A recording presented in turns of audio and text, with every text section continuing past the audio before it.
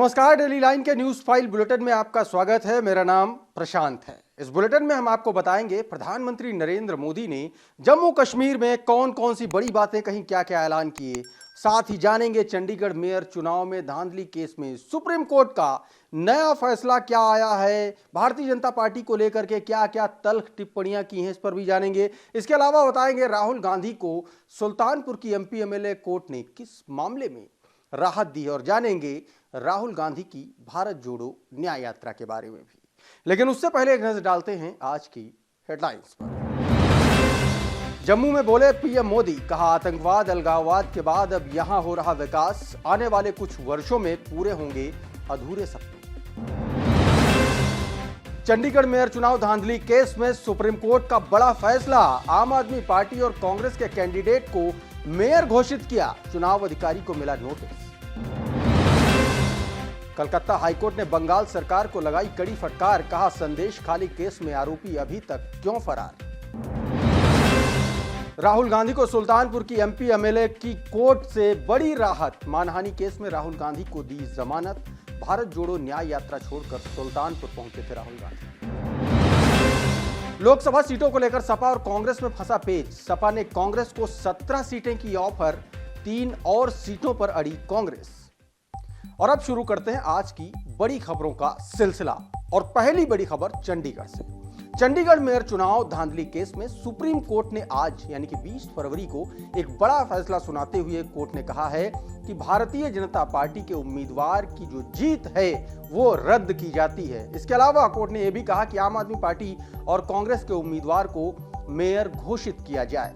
इसके साथ ही कोर्ट ने चुनाव अधिकारी को नोटिस जारी किया और कहा कि अफसर ने झूठ बोला है, अपनी हरकत से उन्होंने मेयर इलेक्शन के नतीजों को बदल दिया, उन्होंने कोर्ट में लगातार झूठ बोला जिसके लिए वो जिम्मेदार हैं। कोर्ट ने कहा कि चुनाव अधिकारी ने जानबूझकर 8 बैलेट पेपर को खराब करने का काम किया है, जबकि कोई भी बैलेट पेपर खराब नहीं था। और अब बढ़ते हैं आज की अगली बड़ी खबर की ओर।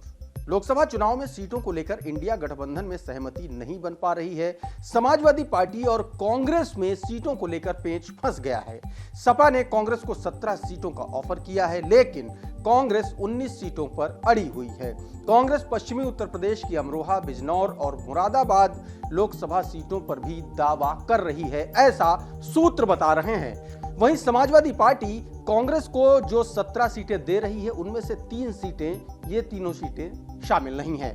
कांग्रेस प्रदेश अध्यक्ष अजय राय ने कहा है कि गठबंधन पर फैसला पार्टी हाईकमान को लेना है। समाजवादी पार्टी ने कांग्रेस को प्रस्ताव दिया है कि वो गठबंधन के तहत 17 सीटों पर अपने प्रत्याशी उतार सकती है।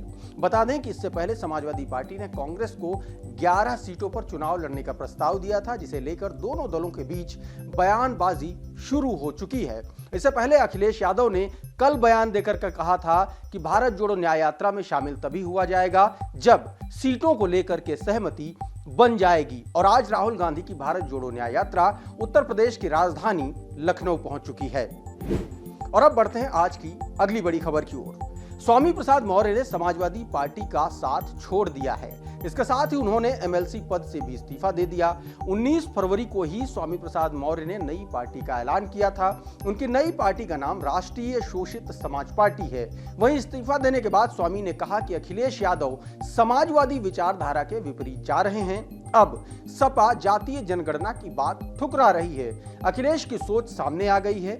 उन्होंने जिस पीडीए का नारा दिया उसकी खुद ही हवा निकाल दी। बढ़ते हैं आज की अगली बड़ी खबर की ओर।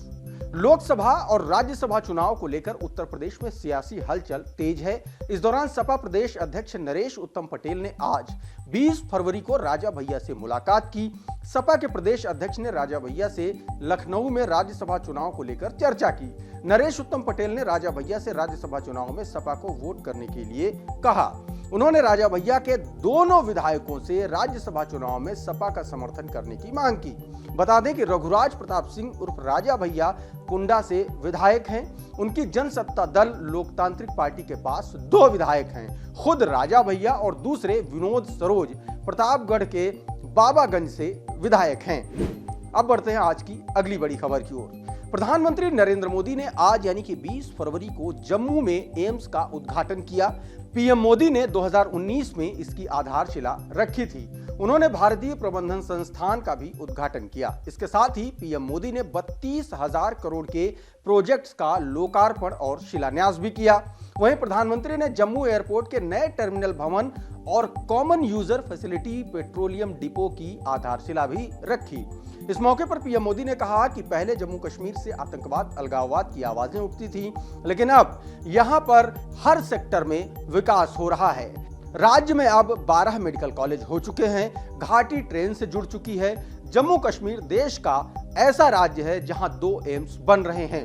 पीएम मोदी ने आगे कहा कि 70 साल से आपके अधूरे सपने आने वाले कुछ ही वर्षों में मोदी पूरे करके देगा। ये वो दिन भी थे जब जम्मू कश्मीर में सिर्फ निराशा की खबरें आती थीं।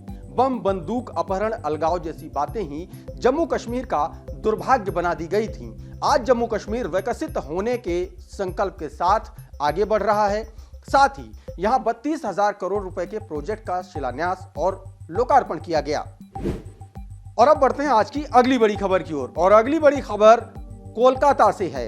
कोलकाता हाईकोर्ट ने संदेश खाली केस में आज पश्चिम बंगाल सरकार को कड़ी फटकार लगाई है।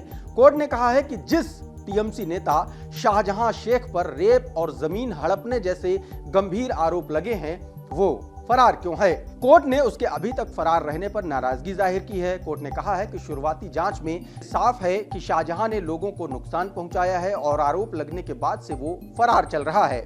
सुनवाई के दौरान कोर्ट ने कहा कि यह चौंकाने वाला है कि समस्या की जड़ में मौजूद एक आदमी अभी तक पकड़ा नहीं जा सका है और वो फरार है। कोर्ट ने ममता सरकार से कहा कि अगर उसके खिलाफ हजारों झूठे आरोप हैं, लेकिन इनमें अगर एक भी आरोप सही है तो आपको उसकी जांच करनी चाहिए, जिसकी वजह से लोग बेवजह परेशान हो रहे हैं। और अब बढ़ते हैं आज की आखिरी बड़ी खबर की ओर।